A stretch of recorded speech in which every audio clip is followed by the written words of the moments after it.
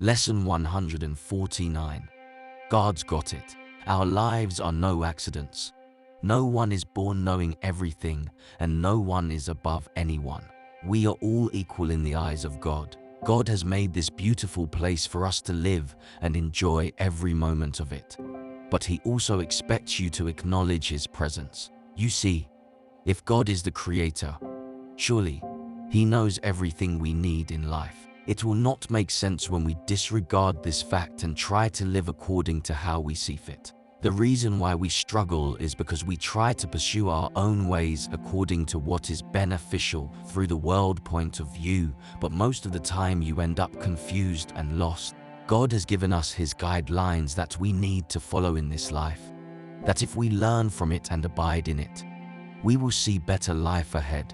These principles, which are found in the Word of God, has a deliberate focus of giving you the proper tools you need in this life. We shouldn't let our hearts be troubled and be afraid of the things of this world. Rather, we should be confident and thankful that God has been your stronghold and your salvation.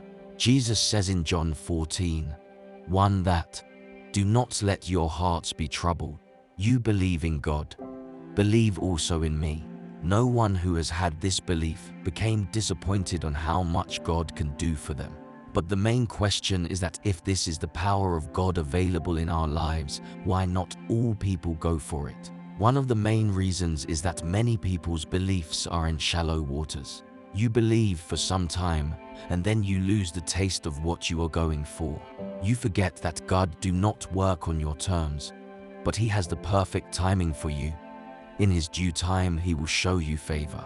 Our love for God should be unconditional, and our lives should be intentional, reflecting your love for Him.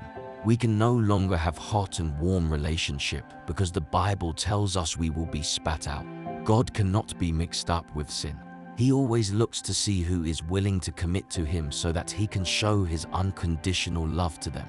Remember the parable of the sower, the one which fell on the rocks, the thorns, and along the road did not produce anything sustainable. In a short time, it grew, and then they got mixed up with the world again, and the pattern continues. But the one which fell on the good soil produced a lot of fruits. When you start to build your relationship with God, you are sowing a seed in your life. The word that you study slowly builds up the person you are supposed to be. It is how you treasure what you hear is the one which will build you up. And God insists for us to store up our treasures in heaven, where moths and vermin do not destroy, and where thieves do not break in and steal. Matthew 6:20. You forget too much of yourself deep into the pattern of this world, and this is why people and things steal your joy and crush your hope. You think you have it all in control, only to find out what you treasured slowly lose meaning. But we have a hope that nothing or no one will take it away from you. And God is inviting all of us, telling us, "Come to me, all you who weary and burdened, and I will give you rest. Take my yoke upon you and learn from me, for my load is easy and my burden is light." Matthew 11:28-30. Always remember, the easy road becomes the hardest, and the hardest road now becomes easy. Now we endure, but only for a short time. We see the world having the time of their lives, but know that this won't last forever.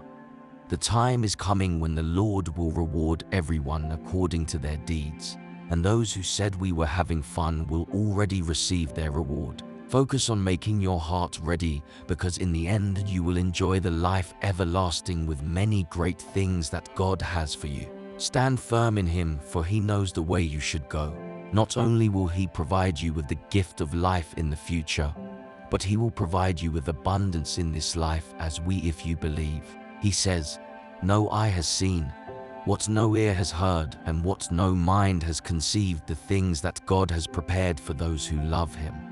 1 Corinthians 2:9.